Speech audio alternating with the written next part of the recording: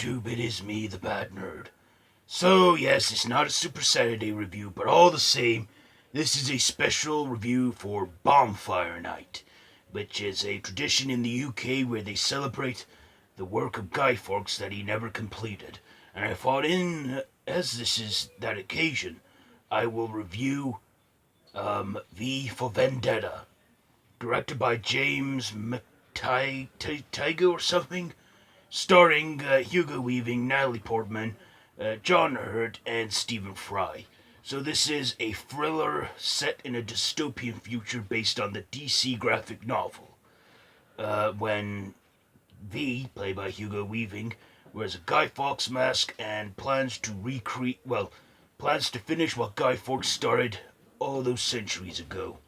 And, of course, it's an out-of-control dystopian future. If you can listen carefully now in the background, you can hear the fireworks. So, yes, and they plan to destroy the Houses of Parliament. So what did I like about this movie? First of all, I liked Hugo Weaving in this. I had no idea it was him when I first saw this movie, but he did a great job playing the character of V. Natalie Portman, she did a great job too. She put on a good British voice. And Stephen Fry also was great in this movie too. John Hurt made a great villain.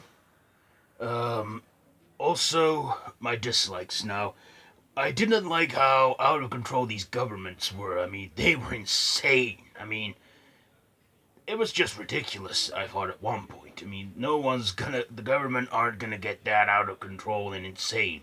I mean, yeah, they kind of are like that, but they're not that brutal.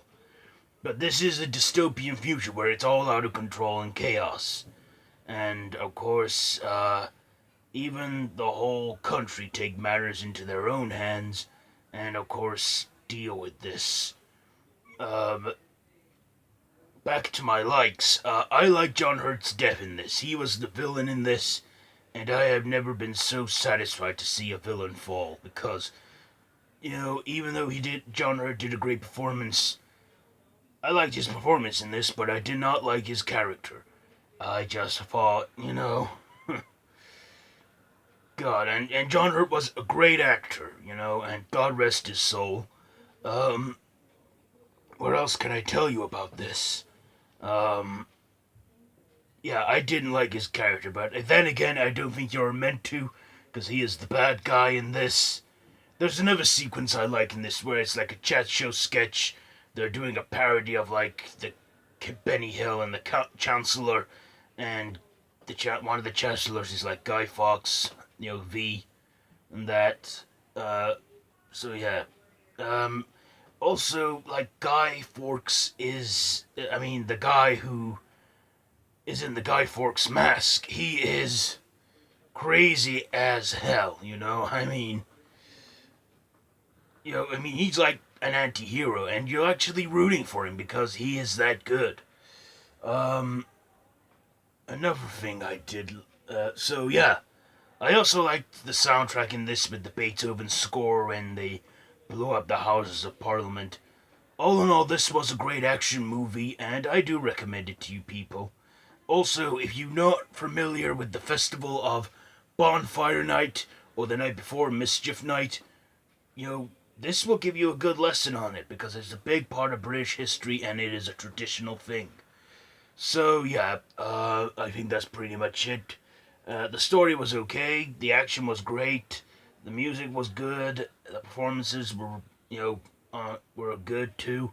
I enjoyed this film, but I do recommend it. So, yeah, with all that being said, I'm going to give V for Vendetta, for me, this gets, I'm going to give this 3.5 daggers out of 5.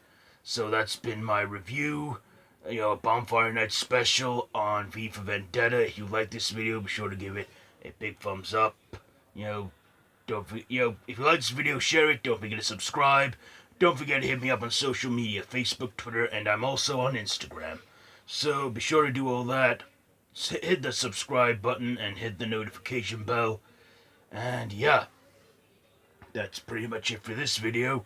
So till next time, Bat Nerd out.